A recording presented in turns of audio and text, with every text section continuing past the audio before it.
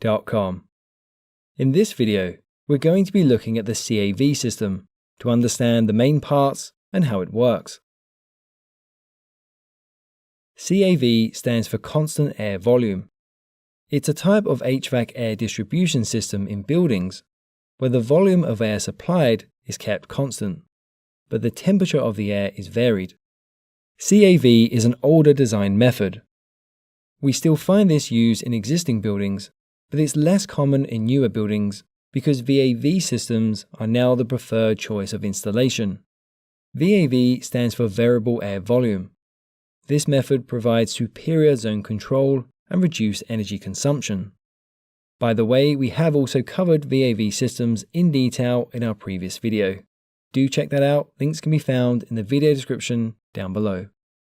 Now, although constant air volume systems are becoming less common in newer buildings, you might still find them being installed in smaller buildings, and that's because they're easier, quicker, and cheaper to install.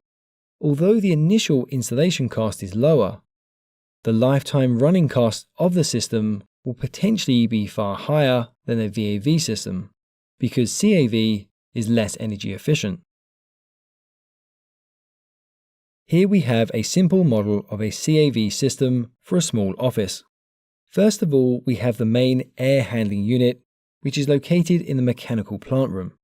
From this, we have the main supply duct. The fresh ambient outdoor air is sucked into the air handling unit, and it is filtered and then heated up or cooled down within the AHU, and then a fan pushes this out down the ductwork to be distributed throughout the building. Coming off of the main supply duct are a number of branches. Each branch has a diffuser at the end. The diffuser has metal fins, which are at an angle to direct the stream of air and distribute this across the room. The air is then circulated around the room and pushes the dirty used air into the return grill. The return grill is typically on the opposite side of the room, sometimes at floor level and sometimes at ceiling level. The placement of the return grill will impact the effectiveness as well as the efficiency of the ventilation system. Various industry bodies will provide guidance on the design of such a system. By the way, you can download a personal copy of this video along with a PDF guidebook. You can store these on any of your devices and use them wherever you need them. I'll leave a link in the video description down below if you'd like a copy. The return grill is connected to the main return duct. This again runs the length of the building and returns to the AHU. A separate return fan pulls the air in through the grill and brings this back to the main AHU. This dirty used air can then be rejected from the building, although some designs of AHU allow a portion of this air to be recycled back into the supply stream. Recycling a portion of this air will reduce the energy consumption of the system. This does require some more advanced controls to determine when conditions are right to do so, and some local regulations do not always permit the system to be used. Now, CAV systems do have some limitations, because their supply air temperature is varied, but the volume or flow rate of air being supplied is kept constant. So, while the system is operating, it provides air at a consistent and constant volume, and only the temperature of the air changes. Typically, the air is provided at around 13 degrees Celsius or 55 degrees Fahrenheit, but this can be adjusted to suit the needs of the building. Keep in mind that heating or cooling the air does consume a lot of energy, and this increases the operating costs of the building. As I mentioned, the volume flow rate of the entire system, and therefore each room, is kept constant. We have to calculate how much air each room will receive during the design phase. That depends on the size of the room as well as the purpose or what's happening inside each room. For example, a server room is going to require far more cooling than just a storeroom. There are industry guides available which will tell you how to calculate this. Each branch has a mechanical damper, which is manually adjusted during the commissioning to ensure the correct air flow rate as per design. For example, this small room in the center might require just 3 cubic meters per second, or 6,300 cubic feet per minute, whereas these two larger rooms on either side might require 20 to 30 cubic meters, or 42,000 to 63,000 cubic feet per minute. The size of the ductwork, the damper, and obviously the AHU fan will let us achieve this. The total system flow rate depends on the size of the building.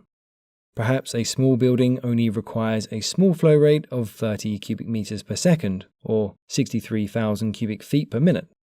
But it could be an old 40-story building with an enormous AHU on the roof, which is pushing air down through the entire building.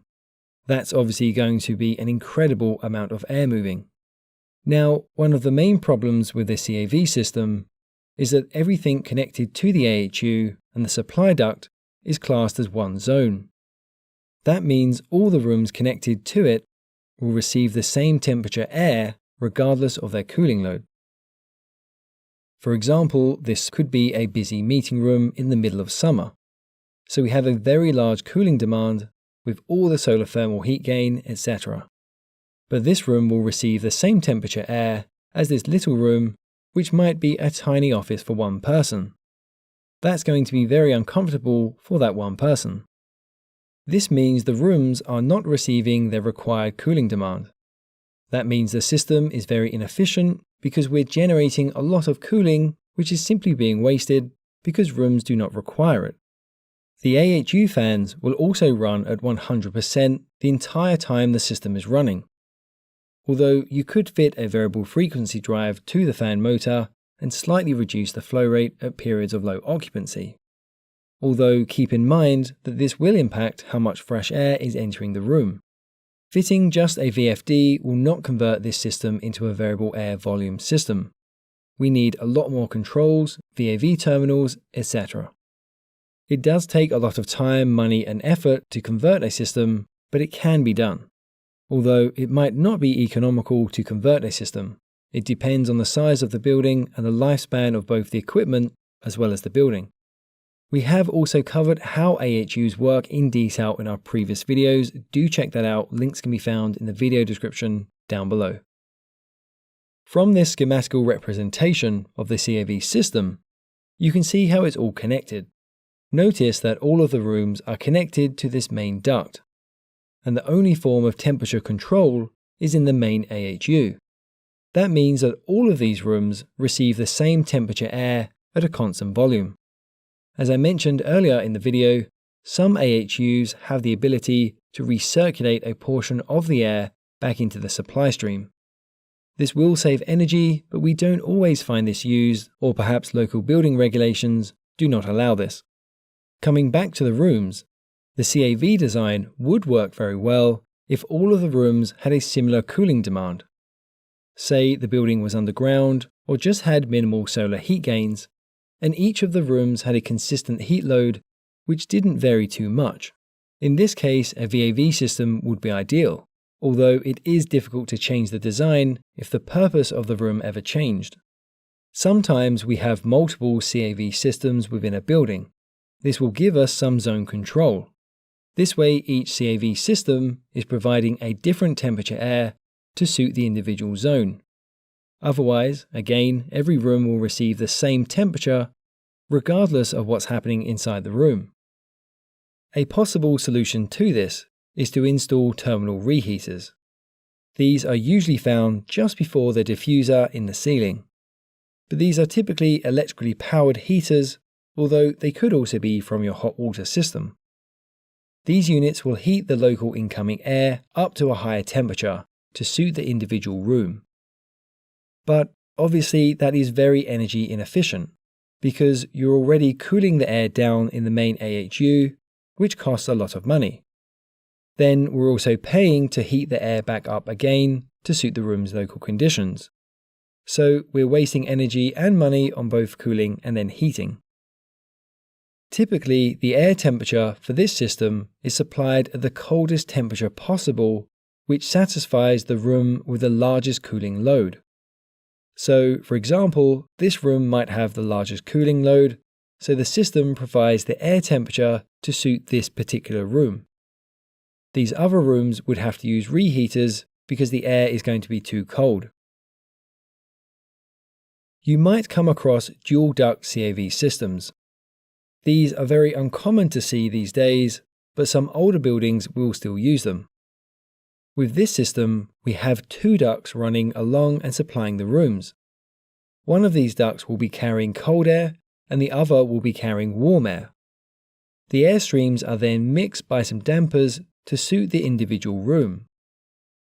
The air is then collected in the main return duct and sent back to the main AHU to either be rejected to atmosphere or even recycled. Now, this system does provide an improved thermal control compared to the standard single supply duct VAV system, but there is little control of humidity. Again, it's not very energy efficient either.